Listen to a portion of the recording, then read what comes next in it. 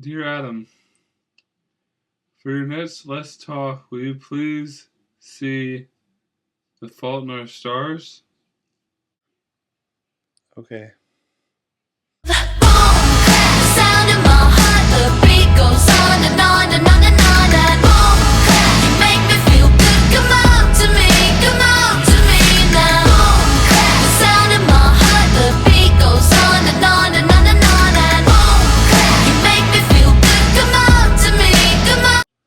The Fault in Our Stars. Now, this movie was awesome. I loved it. I really did. It's kind of a chick flick, I guess. I mean, I'm a guy. I liked it, so it's not a total chick flick. Just the storyline, a lot of guys don't really like romance or teen movies. But this wasn't your typical teen romance. It's based on a book by John Green, who is another YouTuber.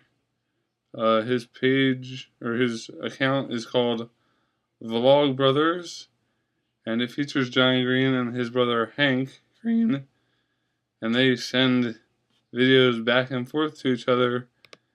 And they were kind of doing this just to stay in contact, and just a bunch of other people caught on and enjoyed their little things they talked about, and the Vlog Brothers kind of grew in popularity. And then John came out with his book, The Fault in Our Stars, and it turned out to be amazing and such a good seller. And now it has been bought and by Miramax, I guess, is who made it. Someone did. My ticket doesn't say, but someone bought it, a movie company, and said, "Hey, we want to make this movie." And John Green said, "Okay," and they made this movie, and it turned out to be very good. And after watching an interview with John Green about it, he said that it was a very fair interpretation of the story that he originally created. Alright, now this wasn't your typical teen romance or whatever. They were teens. It was romantic. But usually teen romances are two flawless teens coming together and forming a relationship. They both look pretty darn good. This one, they looked alright, but they were good looking people, but there was a flaw to them that not many teen romances have for their main characters. Hazel Grace, played by Shailene Woodley, she had like thyroid and lung cancer. She has a breathing tube that runs up her and down here and around like that. And it goes into her nose because her lungs are kind of sucky and they don't like take in as much air as she needs to breathe.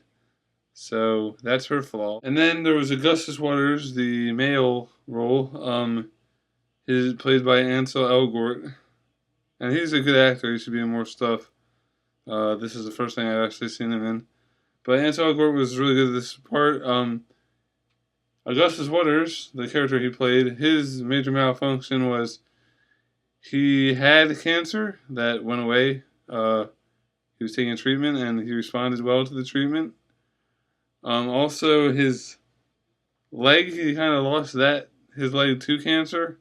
He had like a metal leg, and he described it as becoming part cyborg. And he's just really optimistic and a good character.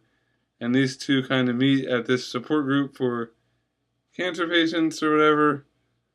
And they form a relationship and fall in love and all that. That's all I can really give you as a synopsis, because there's a lot of twists and changes and things that go wrong within this movie, and I don't want to go into it. Basically, what it is about is the best synopsis I can give it is two people who are very sick and dying try to have a real lasting relationship as they suffer through the hardships of being diagnosed with said sickness. In their case, it's cancer. Um, so yeah, it's actually a very sad movie. The way that things happen and the way that things become, the way that people react to their sicknesses, and it's just a very, very hard movie to watch. I mean, if you're going to the movie theater and you want to see X-Men Time or Future Time, whatever the heck it's called, if you want to go there and you're planning to see that and that ends up being sold out, do not go watch The Fault in Our Stars, because you have to mentally and emotionally prepare yourself for a movie that hits this hard. It's like a very hard-hitting movie, so make sure you prepare yourself emotionally for what you're about to see, because it's not this exaggerated teen thing. This is real, and even though these characters are sick, you can still relate to them, even if you're like the healthiest person on earth, because these characters, you know, they kind of move past their sickness and they have like this realism about them.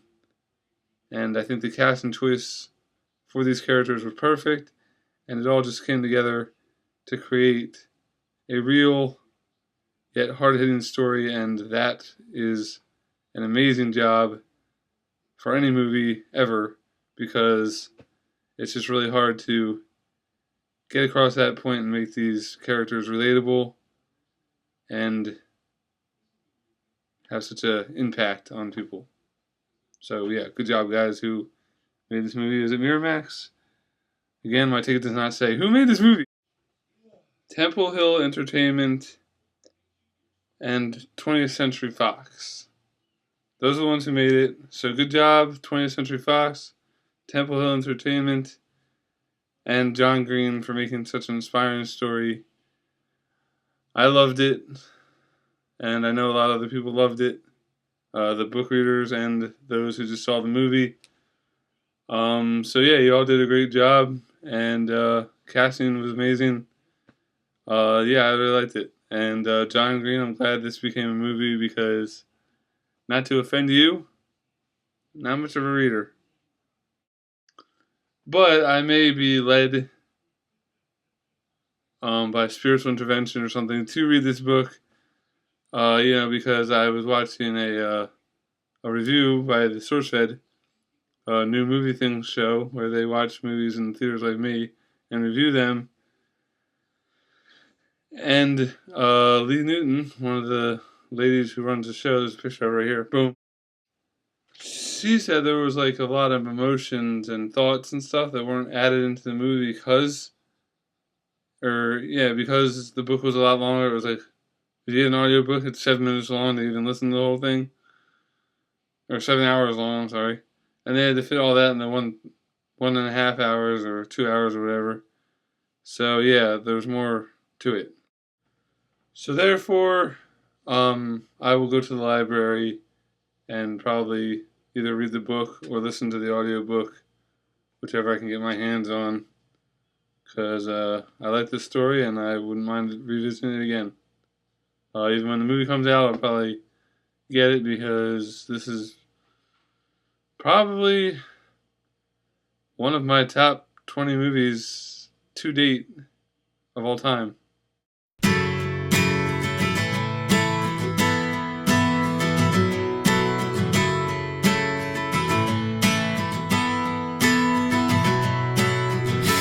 Well, thanks a lot, guys, for watching.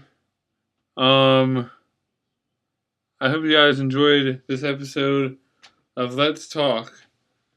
If you ever get a chance to go to the movies and see The Fault in Our Stars, I would suggest you go see it, no matter the price, because it is one of the best movies I've ever seen.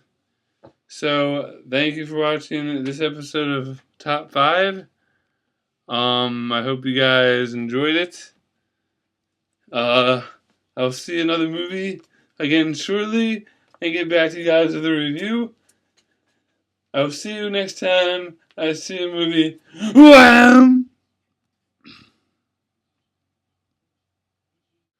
I don't cry at movies. You. I am in love with you, Hazel Grace. And I know that love is just a shout into the void and that oblivion is inevitable. And I am in love with you. All your efforts to keep me from you are going to fail. Often,